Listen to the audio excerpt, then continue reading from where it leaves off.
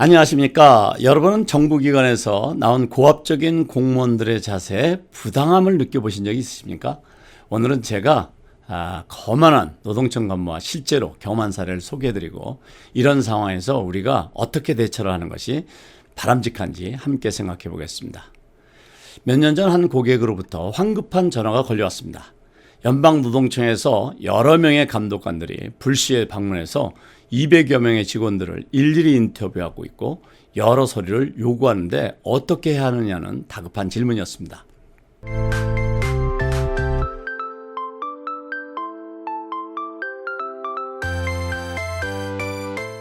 당시 이 고객께서는 유명 브랜드의 일을 전문적으로 취급하는 봉지업을 운영하고 계셨습니다. 저는 일단 모든 서류는 회계사무실에 있다고 말하고 가능하면 어떤 서류이든 전달하지 않는 것이 좋겠다는 의견을 주었습니다. 사실 고객들의 많은 서류들을 회계사무실에서 보관하고 있기도 하고 고객의 입장에서는 어떤 서류를 줘야 할지 불확실한 가운데 주지 않아도 될 자료를 전달해서 오히려 더 어려움에 처할 수도 있기 때문입니다. 그리고 고객이 전문가의 도움을 받아서 대책을 세우면서 대응하기 위해서는 시간을 벌어놓을 필요도 있었기 때문이었습니다. 연방노동청 직원들은 몇 시간에 걸쳐서 직원들의 인터뷰와 회사 운영 실태를 조사한 후에 사장님에게 서류 제출과 출두 통보서를 주고 공장을 떠났습니다. 그런데 연방노동청 직원들은 공장에서 인스펙션을 마친 후 곧바로 우리 사무실로 찾아왔습니다.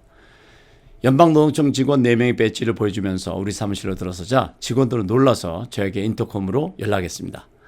연락을 받고 제가 나가보니까 키가 저보다 머리 하나는 더 있어 보이는 체격이 상당히 큰 책임자로 보이는 노동청 직원이 책상에 걸터 앉아 있었고 나머지 3명은 주위에 흩어져 서 있었습니다. 제가 나가자 책상에 걸터 앉아 있었던 간부로 보이는 이 노동청 직원이 배지를 보여주면서 거만한 표정으로 당신이 비슷하니요? 라고 물었습니다. 그래서 저는 연방노동청 직원 질문에 무표정하게 그렇소 라고 대답했습니다. 이 연방노동청 직원은 책상에 그대로 걸터 앉은 채로 연방노동청에서 나왔고 나는 슈퍼바이저요. 우리가 XX 회사를 단속했더니 서류가 여기 있다고 해서 찾아왔는데 서류를 챙겨주시오 라고 말하는 것이었습니다. 저는 기가 막혔습니다. 저 사람이 도대체 뭐하는 사람인데 약속도 없이 찾아온 매너는 또 뭐고 남의 사무실 책상에 걸터 앉아서 팔짱 끼고 물어보는 태도는 또 어떤 나라의 매너인가 라는 생각이 들었습니다. 그리고 아마 기습단속을 전문적으로 하는 직업을 가진 덕택에 붙은 그 나쁜 습관인지도 모르겠다는 생각도 들었습니다. 그렇지만 전 도저히 저 노동청 직원의 태도를 받아들일 수가 없었습니다. 그래서 저는 연방노동청 슈퍼바이저라는 사람이 책상에 걸터 앉은 채로 던진 서류 챙겨달라는 질문에 대한 답변으로 당신은 당신 집에서도 식탁에 그렇게 걸터 앉아 있나요? 라고 물었습니다. 완전히 동문서답이었죠. 아니 어떻게 보면 상당히 도전적인 질문이었을 수도 있습니다. 저희 이런 예기치 못했던 반응에 노동청 슈퍼바이저는 당황했습니다. 저희 이런 질문이 끝나자마자 벌떡 일어나면서 멋쩍은 표정을 짓고 노라고 대답했습니다. 저는 이어서 그에게 예약을 하고 오셨나요? 라고 물었습니다. 그러자 이 슈퍼바이저는 노라고 대답했습니다. 저는 그에게 미안한데 저는 선약이 있어서 나가봐야 하니까 다음에 약속을 하고 다시 찾아오세요. 라고 말하고 한국말로 직원들에게 어떤 서류도 내 허락 없이는 내줘서는 안 된다고 당부하고 혹시 급한 일이 있으면 휴대폰으로 연락하라고 지시하고 사무실을 나섰습니다. 잠시 후 사무실로부터 연방노동청 직원 모두가 사무실을 떠났다고 연락을 받았습니다. 그 후에 이들은 며칠 뒤 약속을 하고 다시 찾아왔고 우리는 노동청에서 요구한 자료를 고객과 함께 준비해 두었습니다. 노동청 슈퍼바이저는 나타나지 않았었고 다른 3명의 직원이 왔습니다. 이들은 들어서자마자 찾아온 서류 박스를 날랐습니다.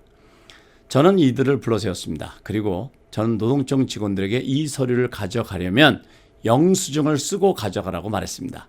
그러자 노동청 직원들은 저를 기가 막힌 표정으로 쳐다보았습니다. 난처한 표정으로 저에게 그냥 가져가게 해달라는 요청을 하는 노동청 직원들에게 저는 분명히 말했습니다. 정부는 노동청만 있는 것이 아니고 연방국세청도 있고 주국세청도 있고 다른 로컬 정부도 있다.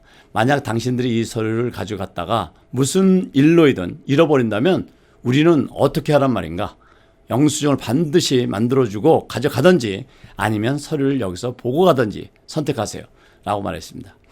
노동청 직원들은 꼼짝없이 앉아서 몇 시간 동안 영수증을 만들고 그 서류를 가져간 후에 일을 마치고 서류를 그대로 갖다 주었습니다. 이 사례는 첫째, 정부의 직원이라고 해서 무조건 납세자 또는 시민을 함부로 대해서는 안 됩니다. 법 위반이 확정된 상황도 아니고 조사하는 과정에서 우리 한인들이 언어적인 문제 또는 전문적인 지식과 경험의 부족으로 인해서 억울함을 당하고도 호소도 못하는 경우가 많습니다. 시민으로서, 납세자로서 그 권리를 잘 이해하는 것이 중요하겠습니다.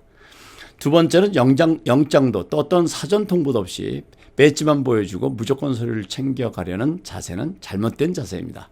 이런 경우 납세자로서 또는 시민으로서 권리를 잘 챙기는 것 역시 중요합니다. 아무리 잘못을 했다 하더라도 방어할 권리는 있다는 사실을 기억해 두어야겠습니다. 세 번째는 전략입니다. 이 케이스에서 중요한 것은 시간을 버는 것이었습니다. 이미 노동청에서 200여 명의 인터뷰를 마친 상태였고 이 사장님은 어떤 서류를 줘야 하는지에 대한 분별력이 부족한 상태였습니다. 이런 상황에서는 상황 파악을 한 후 서류를 잘 구분하고 정리할 시간이 필요합니다. 따라서 노동청에서 요청한 서류에 대한 점검을 미리 하고 전문가와 상의해서 필요한 대책을 준비할 수 있는 충분한 시간을 확보한 후 대처하는 것이 바람직하다고 생각되었습니다.